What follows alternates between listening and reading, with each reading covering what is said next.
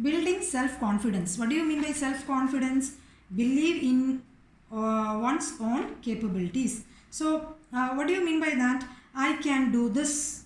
Okay, they can do it. So if you say you cannot, means you cannot do that. You should know yourself and you should be aware of yourselves that what are your capabilities. Clear, children? So that you have to take care of. Then second is ready to accept any challenge. So be positive, and if you you have to say whatever challenge comes in your way, you have to accept it. Okay, and you have to do it. If you give me time, I will do it. You can say that if somebody gives you, and you have to accept it positively and work on it. Next is willingness to take risk. So without taking risk, you will not have a good personality. So as a saying goes, no pain, no gain. Have you heard about that? That is, you should be capable of taking risk. Then only you can accept the challenges. If you do not, you cannot. So be a risk taker. Next points are factors influencing self-confidence. So you have different factors, children. Social factors are there. Okay, what does social factor means? How does social factor increases your self-confidence? If you see the society or people around you, how are the people? How are they? The people around you may also affect your personality. If they are good personality, automatically your personality will also be developed. On the other hand, in social factor, if you are willing to do anything new, okay, and the people are discouraging you by saying that you will not be able to do that, then automatically it will affect you and you may be get discouraged and you may drop the plan or the idea of doing that new thing in your life. But if they encourage you, then you can do it. Your self-confidence will also increase. So it is not possible for you also, and you will be able to do it. That is the social factor. Social factors which are influencing you, that it may increase or decrease your self-confidence. So both the things can happen in a social factor. The society may increase or decrease your self-confidence. Second comes the cultural factors. So what is your culture? That also matters. That is, there are a lot of divisions in your society, and if you feel that your culture is good, then you can do well in the area of your life. If so, the culture also matters. Clear? Then the third thing is physical factors. So this is very important. That is, sometimes if your personality is good, you are looking good, you have a good healthy body, you are confident. Okay, sometimes it happens that people complain about the physical appearance. I am fat, or I am thin, or I have a dark complexion. Okay, so these things will decrease the confidence level in them. So always remember that your personality is not defined by your looks or physical appearance, but it is your inner attitude. Clear, children? So that is very, very important. So however you may look or whatever is your appearance, your attitude matters. Clear? So what are the factors in detail in your book? Some points have been given here. Okay.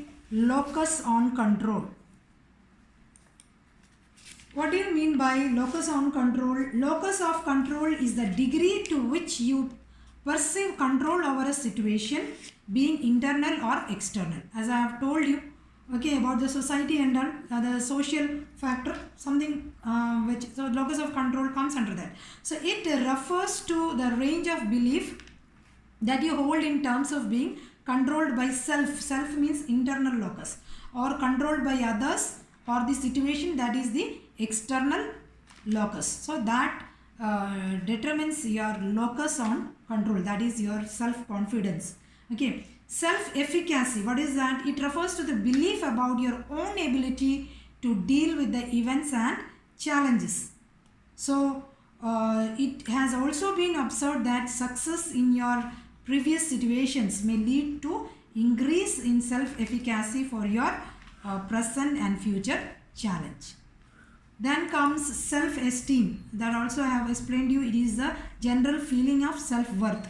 So individuals with high self-esteem have positive feelings about themselves, while those with low self-esteem are strongly affected by what others think of them and may view themselves negatively when criticized by them.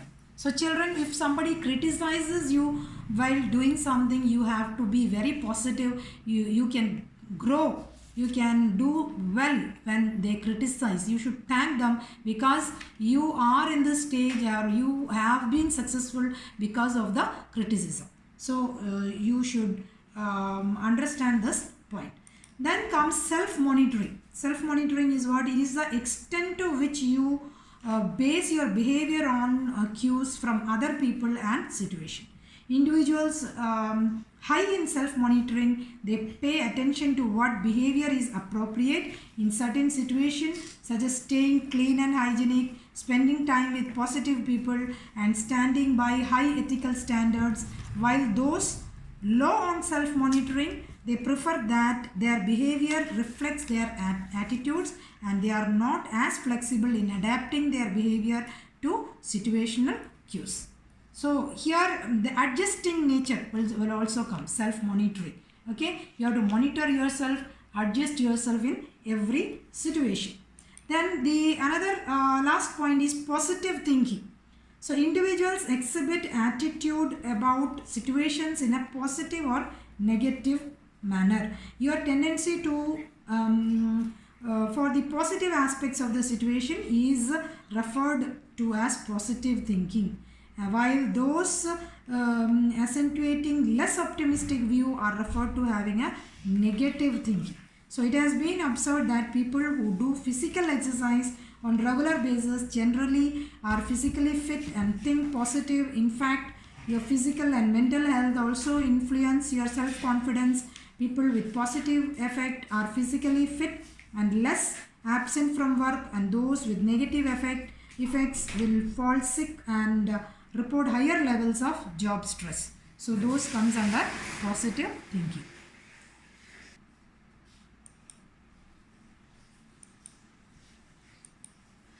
So children, you have to be aware of yourself. You should know your strengths and weakness analysis. What is your strength? What is your weakness? So you have to improve upon your strength and you have to identify your weakness and you have to put strengths in you. Okay, and see children here, what are the steps if you want to be success? See, if you say I won't do it, you will be sitting here itself. Yeah, I can't do it, I want to do it, one step above. How do I do it?